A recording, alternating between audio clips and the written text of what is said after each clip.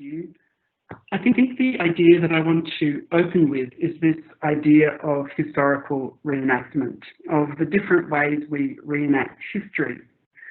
I think about that question, I go to an early memory in primary school, and the whole school was involved in activities to mark different anniversaries of European exploration, arrival, invasion, and settlement.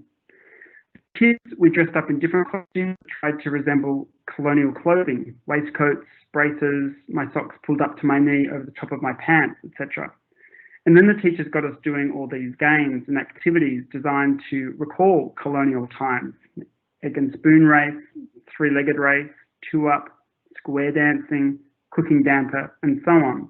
And maybe some of you have some similar memories. And I remember as a child feeling these were all so odd because it was really unclear what they meant and why we were doing them. And looking back, this makes a lot of sense because the history I learned at school was a history that had more or less edited out Indigenous people and accounts of first contact. And so needless to say, that then made it quite difficult for our teachers to really explain to us what happened in those early decades of Europeans in this place. Instead, what we had were these fragments of ritual and performance in colonial costume, cooking and carry-on, which felt bizarre because they were disconnected from a narrative that enabled me to make sense of them. It was like the trouble I had in primary school working out the connections between Christ's crucifixion and the delivery of eggs by rabbits. I couldn't really understand the causal relationship between these different things, and I knew that rabbits didn't lay eggs. In a similar way, it seemed unclear to me why we were impersonating these dead European styles centuries later on the other side of the planet, because the teachers hadn't really explained the history of Europeans getting here. I think it's the oddity of those social performances that keeps the memory with me, because it seemed that even while we were meant to be reenacting something from the past, what we were actually doing was making something new in the present. And I think the memory keeps returning to me because it seems to reveal the holes in the history we were being taught, by prompting me to reflect on why we were doing these activities and dressing and acting in these strange ways. It encouraged me to realise that I actually didn't know much about the past at all. So I think that the strangeness of these school-time rituals has for a long time made me think there is something queer about historical reenactments. If we think about queer as not something stable or fixed, but as meditation on incompletion, or on knowledge as unstable. I guess looking back on those performances as I grew up, what those experiences taught me is that the past is less something which just happened, but is something which is actively assembled and performed. And from that perspective, these historical reenactments came into focus as artful, stylized ways to try and embody something bigger, as ritualized and symbolic performances, heavily freighted less by the past itself than by people's ideas about the past and their investments in what they hoped the past was like. So colonial history looms large in my childhood, of course, because that was more often than not the history made available to me. Like so many others, I grew up on the histories of empires, British, Roman, Egyptian, American, and so on. History was taught as history with a capital H, as history proper, history as an account of officially important events, a story of nations and conquests, a story of kings and queens, of prime ministers and generals. Histories of sexual and gender diversity, those small, tender histories of ordinary people's lives and desires and achievements, a kind of people's history, a queer history, was not what I got taught at school. And I think this is not an uncommon experience. We can all, I guess, reflect on this and ask ourselves, what did I learn about queer history when I was growing up? And I think that because many of us grow up without any knowledge of queer history, we are always kind of playing catch up. And because of its absence early on, queer history is often connected to a particular feeling of loss. Of course, this feeling of loss in relation to queer history is often exaggerated because not only has so much of queer history been withheld, through active efforts to stop us learning about it when we are kids, but also because so much of queer history itself has been lost. Queer archive stories are full of recollections about how much has been lost. Stories of lovers who defaced love letters and photos in fear that this evidence might betray them, of families who destroyed things belonging to their queer relative out of shame or spite, of fascists who burned books to eradicate histories of queer life and endeavour. So queer history is so often flooded with these feelings of loss and with the imperative to catch up, to search out the broken pieces and to try to reassemble the whole. And I think this is one of the tantalising things about queer history. Built on so much loss, it has been kept alive by desire for histories, often unseen and unknown, desires pushed forward by the belief in a queer past and by its promise to reveal something about sexual and gender difference in the past to us here in the present. And this reminds me of Yoko Ono's promise piece, which according to the instructions in her book Grapefruit, was first performed, quote, in Jeanette Cochrane Theatre in London 1966. Yoko Ono, as the last piece of the night, broke a vase on the stage and asked people to pick up the pieces and take them home, promising they would all meet again in 10 years' time with the pieces and put the vase together again, end quote. So how do we try to put the pieces of queer history together again, especially when so many of the pieces themselves are lost? What's evocative in Yoko Ono's promise piece is of course the performance of the promise more than the fixing of the vase.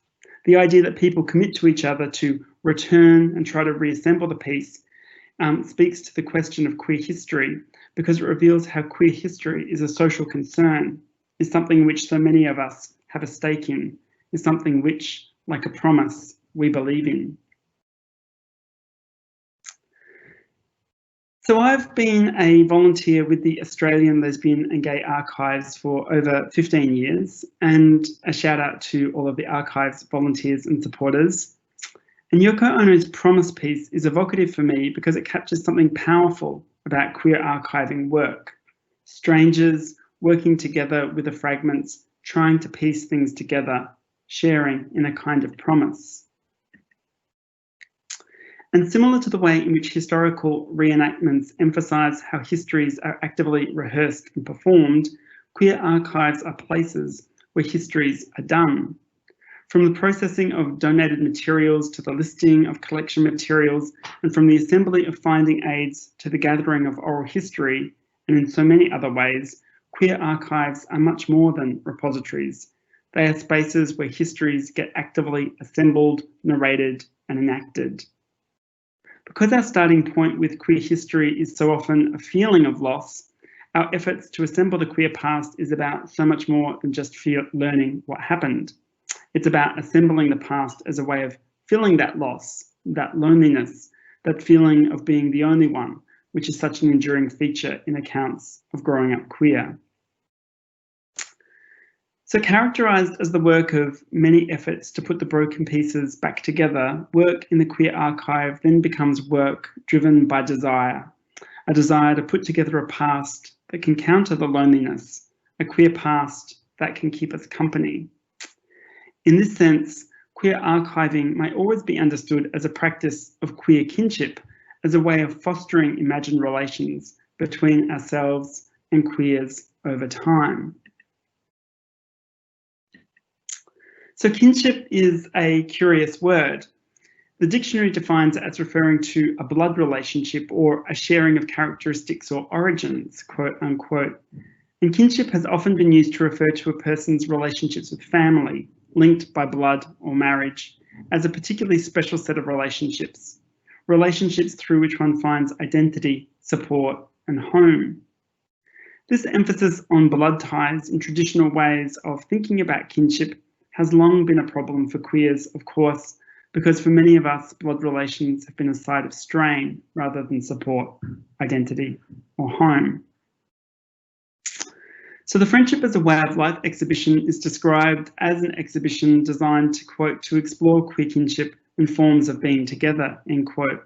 And throughout the exhibition, a diverse range of artists draw on the idiom of the archive to explore what queer kinship means. As a space for people to come together and to actively build queer pasts, queer archives have perhaps always also been places for cultivating queer kinship. It's no accident, for instance, that the Lesbian Herstory Archives has fought so hard for so long to preserve that association between archive and home.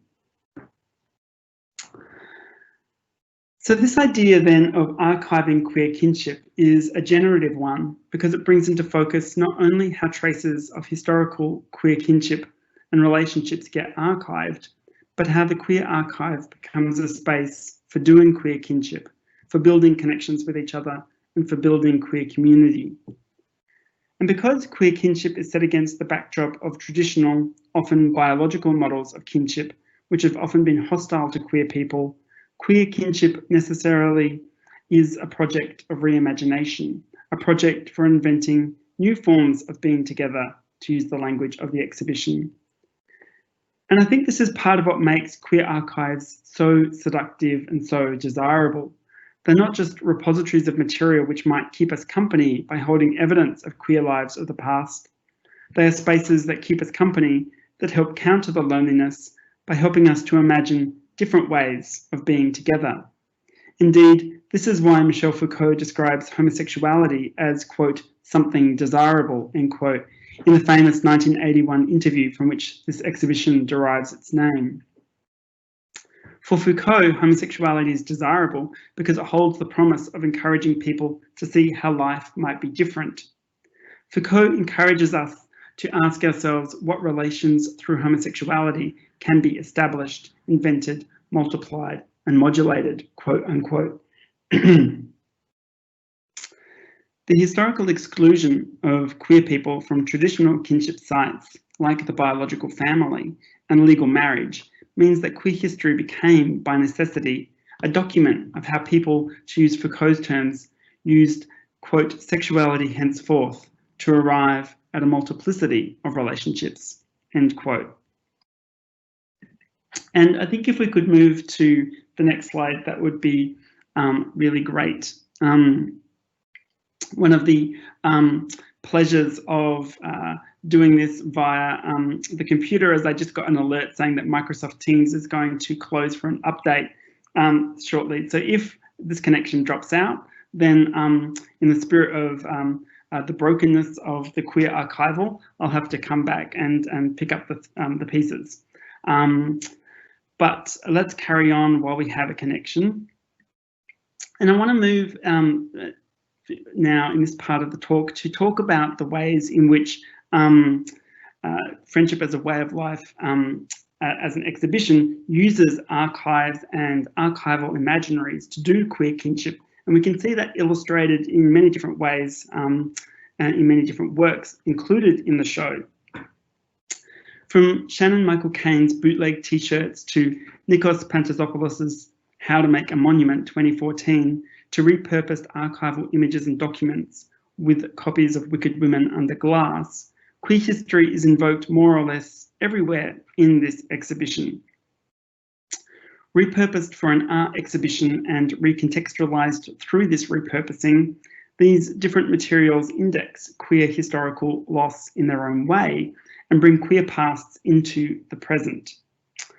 As work by queer archive studies scholars like Jose Esteban Munoz and Anne Cvetkovic have taught us, the queer past endures in the present through ephemeral traces like these.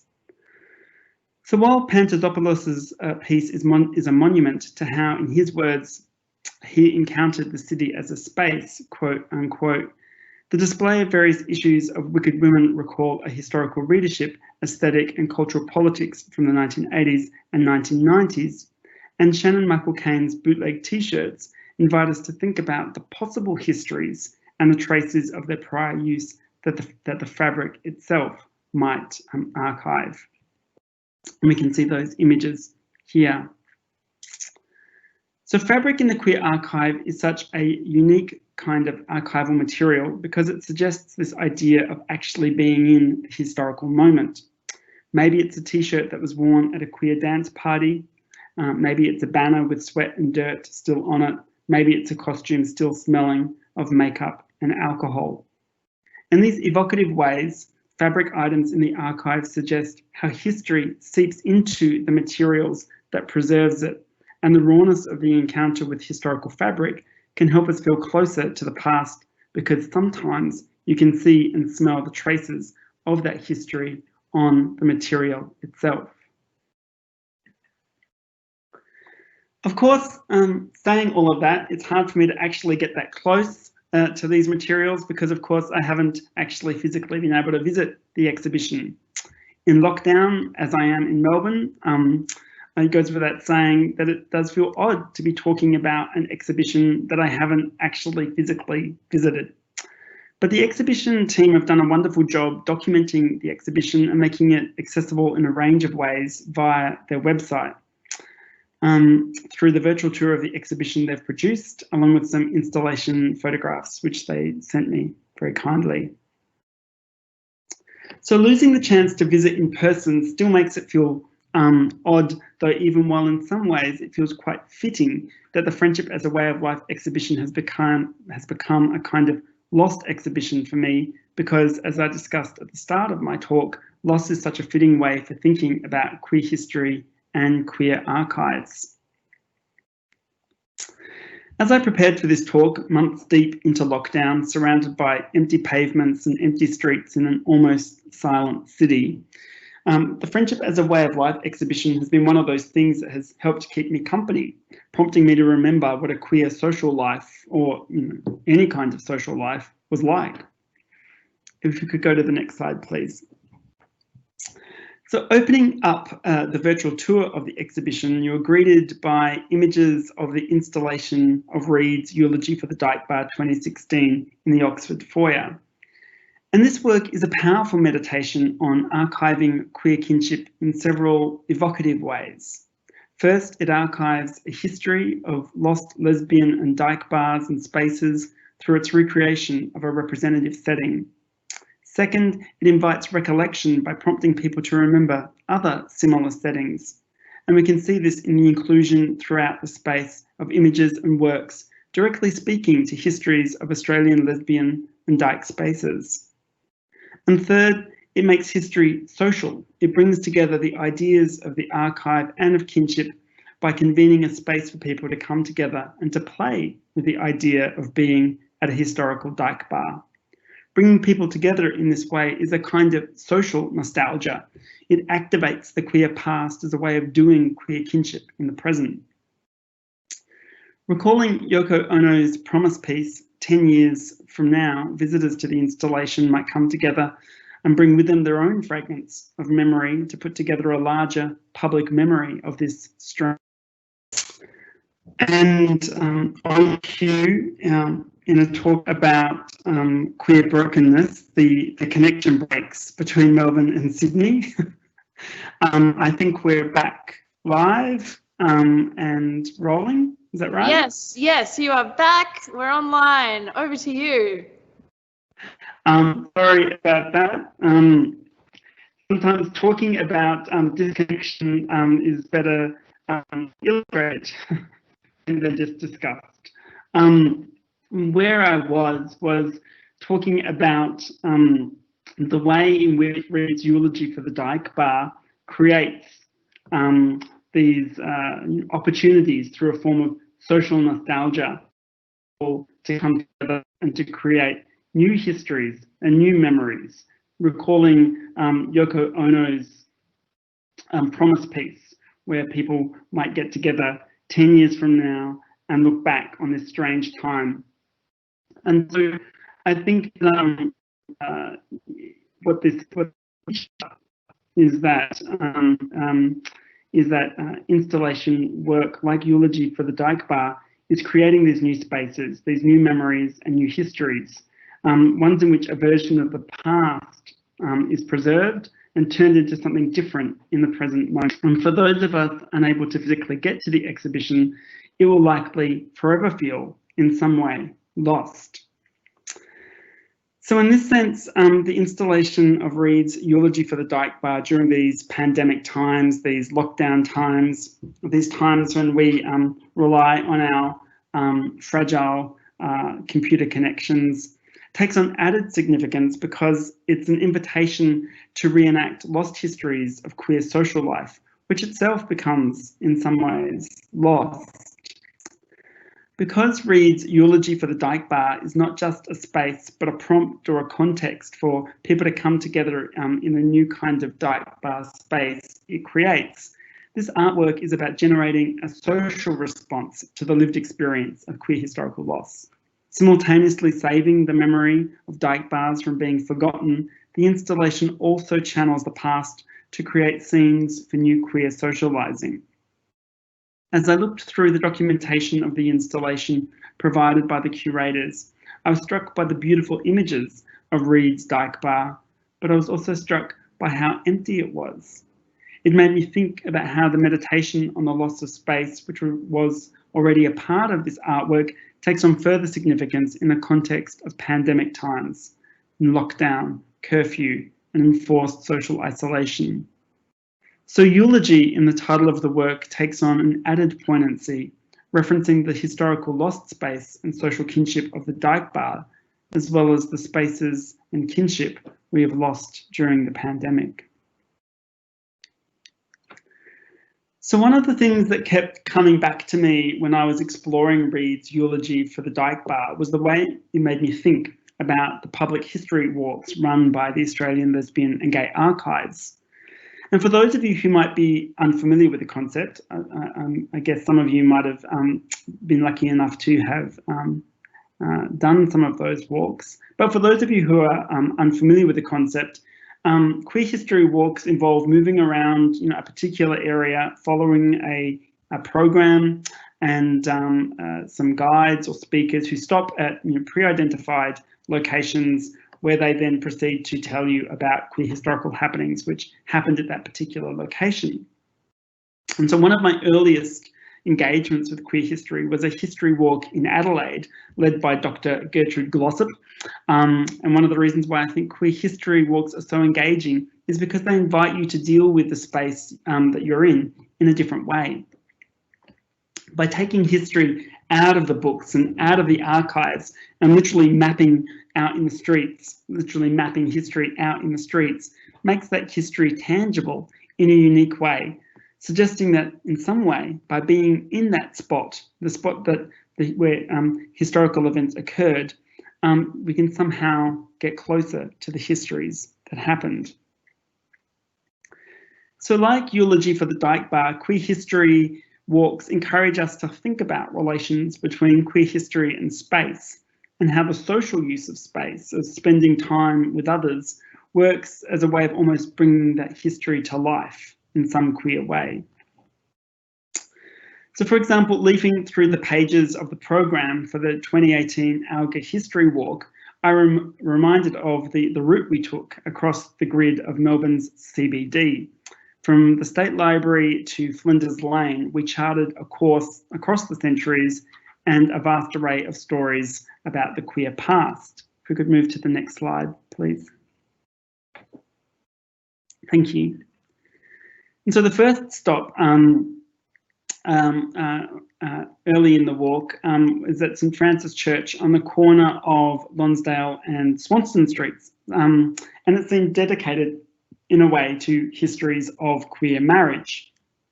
And I'm reading here from the ALGA History Walk program, quote, "Same-sex marriage has just been legalised, but the Catholic Church was unwittingly solemnising same-sex marriages many years ago. Both Edward de Lacy Evans, Ellen Tremaine, and Bill Marion Edwards married their wives at St Francis Church," end quote. And we can see here in this excerpt from the program the illustrations of Bill in the Weekly Times from October 1906, and of Edward in an 1879 photo by Nicholas White. So in an earlier version of ALGA's queer history walks, the walk was turned into something different, a race in which people had to run around Melbourne's CBD in teams, finding clues to get from one stop to the next. and only getting their clue after reenacting the queer history being remembered at that particular spot. So in addition to reenacting scenes from historical queer marriage, teams then had to make their way through a range of other reenactments. When teams reached the city square, they had to quickly make their own banner and run a lap, recalling Gordon Doak's famous appearance at the gay demo held there in 1973. If we could move to the next slide, please. Thank you. In an essay on Melbourne photographer Rennie Ellis called Rennie Ellis at Gay Pride Week, September 1973, Joe Ritali and Graham Willett give us the detail of this historical moment. And this is a long quote from Ritali and Willett. Quote, Gay Pride Week was held in Melbourne in September 1973. The gay liberation movement had exploded onto the scene in Australia in 1970, but by 1973, many activists were gripped by a sense that the best days were behind them. Gay Pride Week was organised at the suggestion of Sydney Gay Liberation as a way of shaking off this mood. Liberationists in Melbourne, Brisbane and Adelaide took up the proposal enthusiastically. The intention was to draw upon the full repertoire of activism, celebratory demonstrations, militant zaps, educational activities, coming out, flaunting it. Targeted were, and this is a quote from the Melbourne Gay Liberation newsletter, targeted were all the institutions of our oppression. It will also seek to change the mind of the prejudiced, the fearful, the conditioned, the sexually repressed, all those who in oppressing us oppress themselves. Ritali and Willett continue. Gay Pride Week was also intended to say the following, and this is another quote from Melbourne Gay Liberation newsletter. It will say to gay and straight alike, gay is good, gay is proud, gay is aggressively fighting for liberation. It will say to gays, come out and stand up. Only you can win your own liberation. Come out of the ghettos, the bars and beats, from your closets in suburbia and in your own minds, and join the struggle for your own liberation.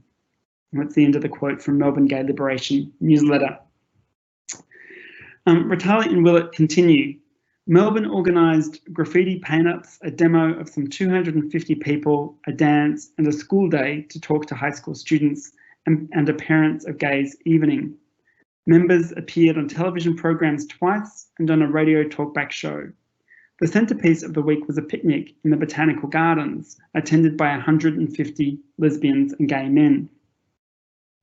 But the moment that most people remember, even decades later, was the arrival of Gordon Doak at the demo in the city square. Gordon was 42, a building contractor who lived in the western suburbs. A big man, comfortable with his homosexuality, but not very out. He decided on hearing about the demo that he wanted to be there, but not for him anything as mundane as catching a train. Rather, he decided to run into the city and to carry a banner that he made for himself, 2 foot square, black letters on green canvas that read, I am proud of my homosexuality.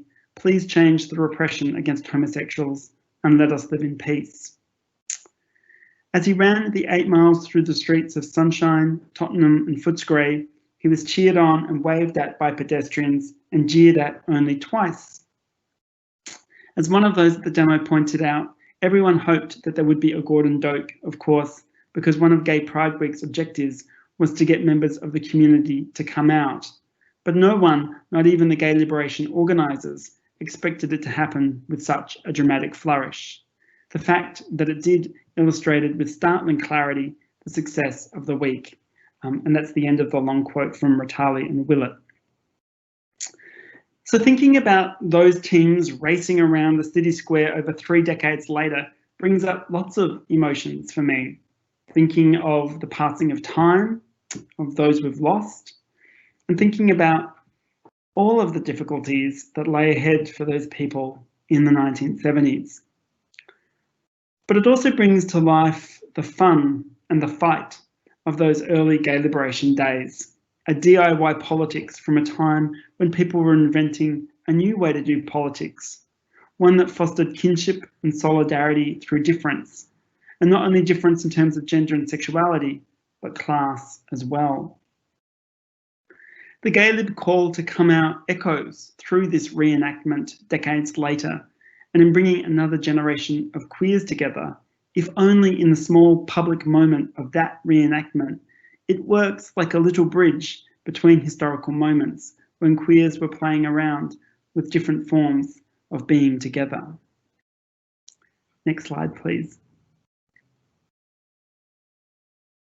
Thanks. And when queer history and the queer archive are so saturated with feelings of loss, there is something about the humour in reenactment that I think is reparative. It breaks up some of the sadness and historical hurt with laughter.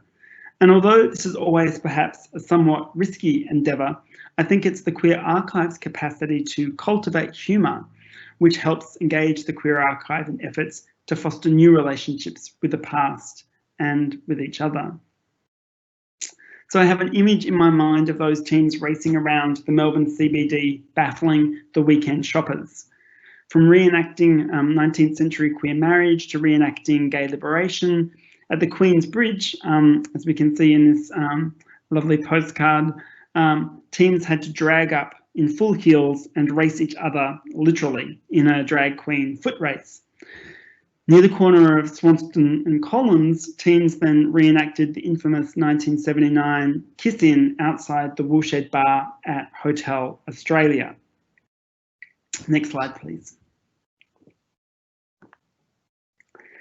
So, as Richard Peterson writes in his article, The Australia, the Woolshed and Sexual Gaze, and this is a long quote from Peterson, quote, as early as 1868, the block on Collins Street, north side, stretching from Elizabeth to Swanston Street, was fashionable, ablaze with its crowds of colonial fashionables and celebrities, passing the hour in an easy, careless, lounging, gossipy manner.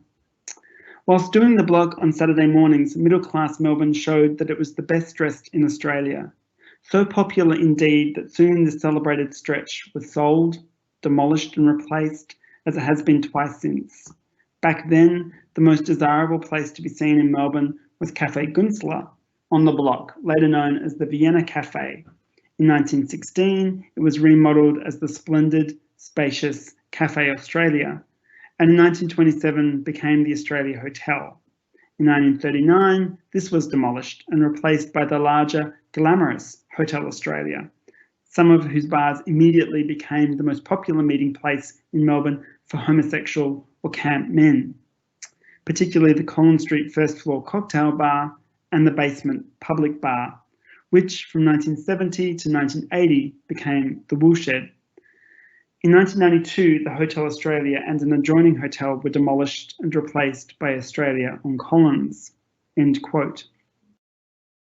So the Woolshed Bar at Hotel Australia, which according to Peterson was the best known meeting place for gay people in Melbourne, quote unquote, at the time, closed its doors abruptly in 1979 and, quote, notoriously during that final evening, police arrested Terry Stokes and Darren Turner outside the bar on Collins Street for kissing.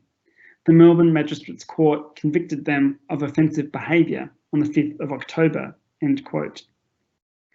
So as Andrew Trounston writes in the article, When Kissing Was a Crime, Terry Stokes was a PhD student at the University of Melbourne at the time of his arrest and conviction, and, quote, when the case hit the newspapers, his university residence, Graduate House, moved to evict him. The move sparked protests, including a mass kissing by about 100 men and women outside the Woolshed and a stop work meeting by university cafeteria workers, end quote. And the Woolshed closed for good. Peterson writes that its basement was said to have been sealed over, and some even whispered it had been filled with concrete, quote unquote. So from kiss-ins to drag races and from queer 19th century weddings to gay lib demos, I really do wonder what the shoppers and weekend pedestrian traffic made of all this in 2009. With the Hotel Australia now perhaps filled in with concrete and the city square being dug up as we speak to make way for a new underground train station, these queer spaces recede into history, but the reenactments and the memories of these reenactments enliven them, and I think are enlivening for us in the present. So like Reed's eulogy for the Dyke Bar, the Australian Lesbian and Gay Archives history walks and their creative extensions play with these notions of linking history to space and of reenactment as a social way to engage with the past, a way to connect with each other and build new ways of being together, to counter the loss and loneliness that characterises so much of queer history.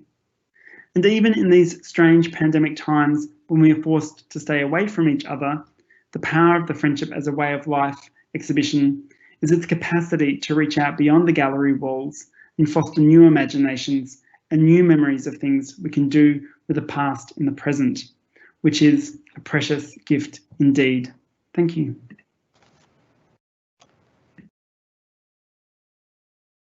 Thank you, Daniel, for that incredible talk. Yeah, when you cut out, I said I was quite moved by your intro. I think it's such a sensitive and thoughtful way to talk about the show that Jose and I have lovingly curated, but also to think about archives and queer archives. So I really appreciate your thoughts on that. So thank you. We're yet to have any questions, so yeah, just encourage people if they've got any thoughts, comments or questions just to pop it in the chat. But for now, I've got many things that we can touch upon. I guess I was interested, yeah, because my experience when I went to ALGA to source some of the archival materials for the show. And my experience very much was what you were talking about kind of, you were saying archives, you know, queer archives can imagine different ways of being together. And in an intergenerational sense, as a young queer person, going into that archive and seeing material that you wouldn't normally see in any, you know, standard museum. There is a real sense of I feel like it's very affirming. It's a very particular experience that I wouldn't have got in any other kind of archival research. And I wondered, you know, as someone that also used to work at ALGA and has been part of that project, is that, you know, also your experience that it does form a kind of an informal kinship for yourself, or a kind of affirmation in terms of your own queerness, I guess. Thank you. Yeah, I think one of the really powerful things about queer archives is that so often they're really powerfully shaped by the 1970s, by the 1960s and the 1970s. And one of the really powerful characteristics of activism and cultural work connected to sex, gender and sexuality in the 60s and the 70s were these really explicit efforts to reimagine new ways of living, right? You know, so we sort of see these connections to countercultures, we see connections to Marxist reimaginings of society, we see connections to feminist developments of new ways of running homes, of living lives. So I think because queer archives are often so shaped by the historical record that we get from the 60s and the 70s, it carries some of the traces of that time. And I think that's part of the power of those archives. But I think what you're getting at in your question is the what's moving about being able to share that space and to go into that space where that material is there and to work with others on that collection through those different practices of discovery and exploration. And there is something really unique, I think, about these spaces that do facilitate these this access to the ephemera, the traces of sexual and gender difference in the past. Yeah. Thank you. I was also thinking about when you were speaking, you know, you were talking about that the history of the queer archive is a broken one, and one that the archive, in a sense, tries to bring some sort of wholeness.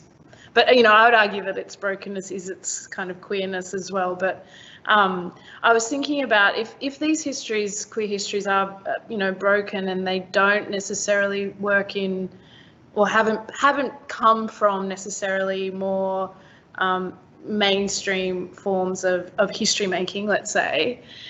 What do you see as the most productive way to archive queer history? And I mean, you touched on it with forms of reenactment and oral history through walking tours. And I was just interested to hear you maybe just pull that out a little bit more in terms of what you were presenting on.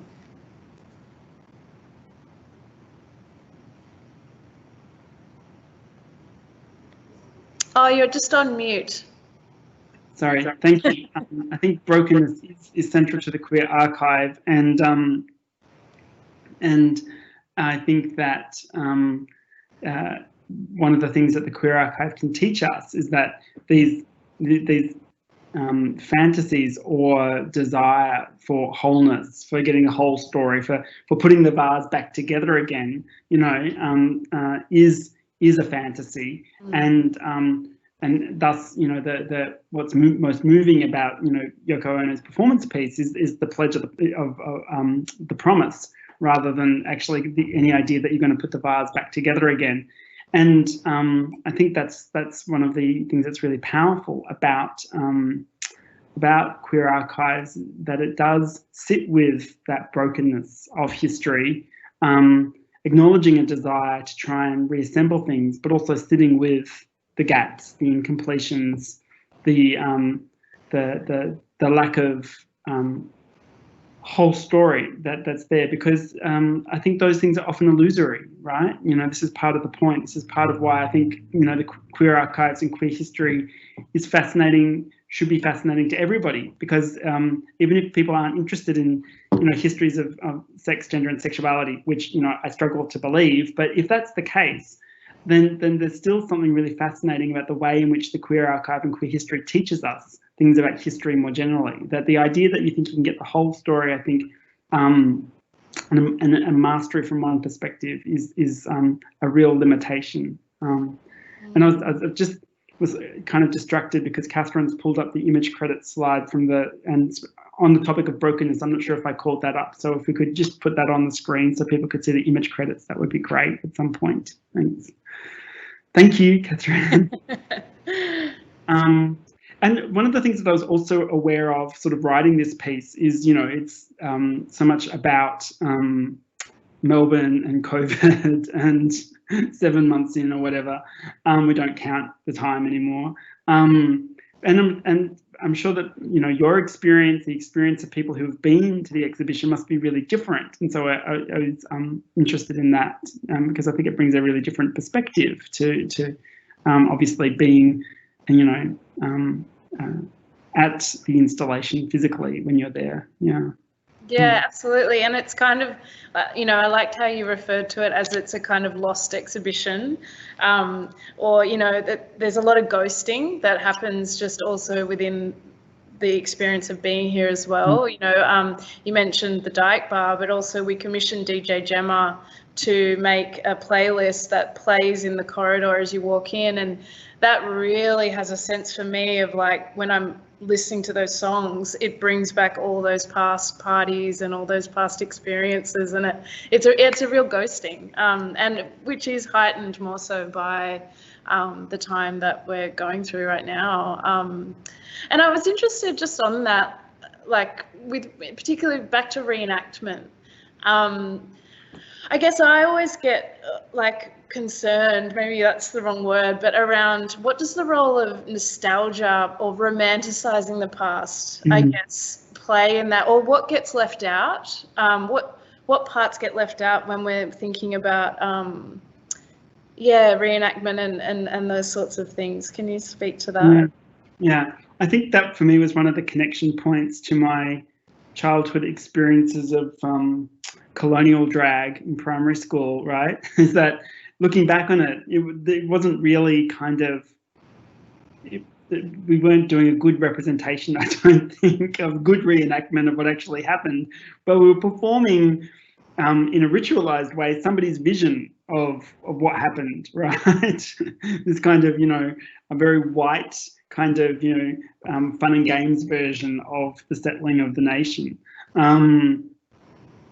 So I think that reenactment, in queer archive studies, lots of people have drawn on performance studies to help us think about these questions, because they are actively assembled. They're performed. They reflect particular investments. They reflect particular kind of edited visions or versions of the past. And so, so I think that that's part of the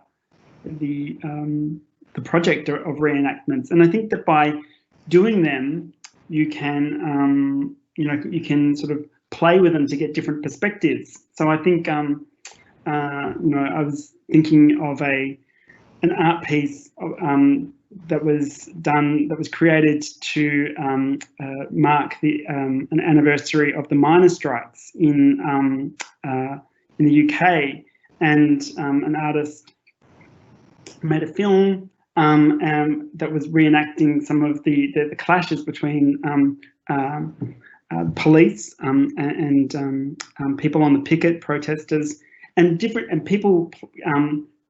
There were people who had lived through the original experience, who took up a role in reenacting this historical event. And some of them started to play, or they played different roles to what they had actually lived, when the event really happened. So I think reenactment offers a space, a moment, an opportunity for getting different perspectives on historical events. Yeah. Still no questions. If anyone wants to put something through, just pop it in the chat. But if we don't have any, we'll just end on this question. I was interested in what you were saying about fabric in the archive, and it kind of being like history seeping through when you're viewing those items. And I was just interested to know if you have any thoughts on, is fabric kind of more of a feature in archives like ALGA that is specifically looking at, LGBTI history? Or is that, I'm just interested, is that kind of specific to a queer archive potentially? There's more, of the lived everyday, of the fabric of, activism and protest and life. Yeah, thanks. I think one of the ways in which queer archives and archives of other people's movements has been one of the ways they've been influential is by demonstrating the relevance and the importance of collecting non-traditional things. Yeah, and that could be T-shirts or banners. It could be badges. And, it sort of started with collecting the ephemera of activist movements, leaflets, flyers, posters, minutes from meetings. So I do think that queer archives have played a really important role in drawing attention to the significance of these different kinds of objects, and lots of people in queer archive studies have drawn attention to this work and to the way in which queer archives have demonstrated the way in which historical meaning rests in objects and in these different types of ephemeral materials, and how they are really evocative for people in recalling events and times that they lived through, but also in activating new kinds of historical knowledges for people who are just coming to learn about those histories in the present.